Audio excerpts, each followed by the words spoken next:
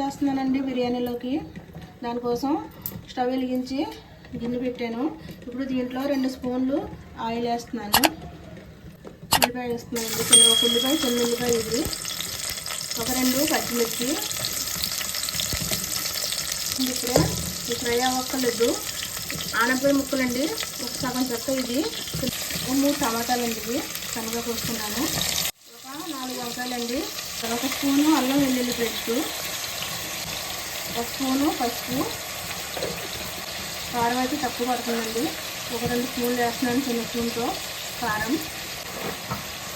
రుచికి సరిపడా ఉప్పు, కళ్ళుప్పండి, కొత్తిమీర కొంచెం.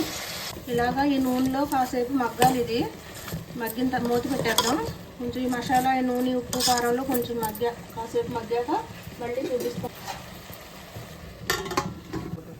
ఇది శనగపప్పు అండి. ఒక 100 గ్రాములు శనగపప్పు తీసుకున్నాను. ఉడకబెట్టి గ్రైండ్ చేశానండి. పేస్ట్ అన్నమాట, శనగపప్పు పేస్ట్ ఇది. ఇదేమో ఒక 50 గ్రాముల చింతపండు గుజ్జు తీసుకున్నాను.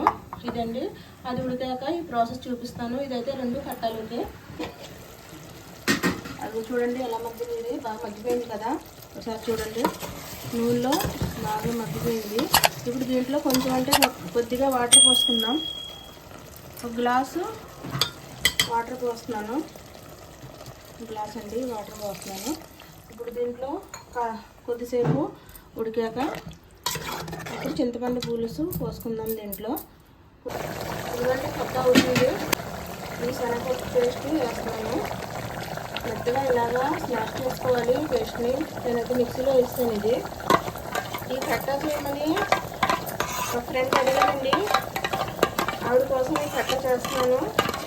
మా ఫ్రెండ్ పేరు శైలుబాను గారు. ఆవిడ కోసం ఈ కట్ట చేస్తున్నానండి. ఇలా చేసుకోవాలి ఫ్రెండ్ కట్ట.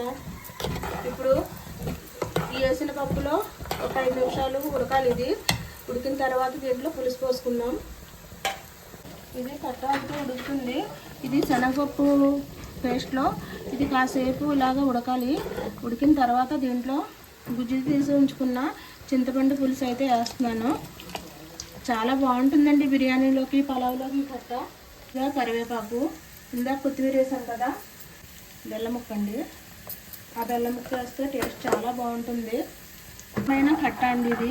ఈ కట్ట ఇలాగే నేను చెప్పినట్టు ఈ కట్ట మీరు ప్రిపేర్ చేసుకున్నారంటే బిర్యానీలోకైనా, పలావ్లోకైనా, చికెన్ కర్రీ కూడా అవసరం లేదండి. కట్టతో తినేయచ్చు. అంత సూపర్గా ఉంటుంది కట్ట ఇది. చూడండి, చూడటానికి చాలా బాగుంది కదా, కలర్ఫుల్గా.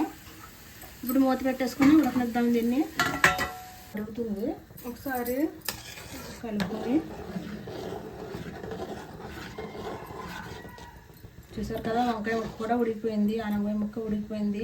ఈ కట్ట అయితేనండి పెళ్ళిళ్ళలో, ఫంక్షన్లో చేసి కట్ట అండి ఇది. బిర్యానీలో కట్ట ఇది. సేమ్ ప్రాసెస్ ఏంటి కట్టది. కట్ట చేసుకుంటే చాలా రుచిగా ఉంటుంది బిర్యానీలోకి. అందుకే ప్రత్యేకంగా ఫ్రెండ్ అడిగిన మూలం చేస్తున్నాను ఈ కట్ట. ఇప్పుడు చూడండి ఎంత బాగా వచ్చింది. ఇదిగోండి కట్ట అయితే రెడీ అయిపోయింది. ఉప్పు, పులుపు మొత్తం సరిపోయిందండి. చాలా బాగా వచ్చింది, టేస్టీగా వచ్చింది. ఇప్పుడైతే స్టవ్ ఆఫ్ చేసేసుకుంటున్నాను. వేడివేడిగా బిర్యానీలోకి కట్ట రెడీ అయిపోయిందండి. శైలు గారు ప్రత్యేకంగా మీకోసం ఈ కట్ట చూడండి ఎలా వచ్చిందో.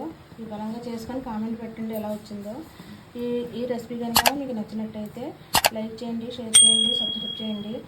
పక్కనున్న బెల్ ఐకాన్ క్లిక్ చేయండి. నేను చేసే ప్రతి రెసిపీ మీ వరకు వస్తుంది. మరిన్ని మంచి రెసిపీలతో మళ్ళీ ఇంకో వీడియోలో కలుద్దామండి. బాయ్ అండి.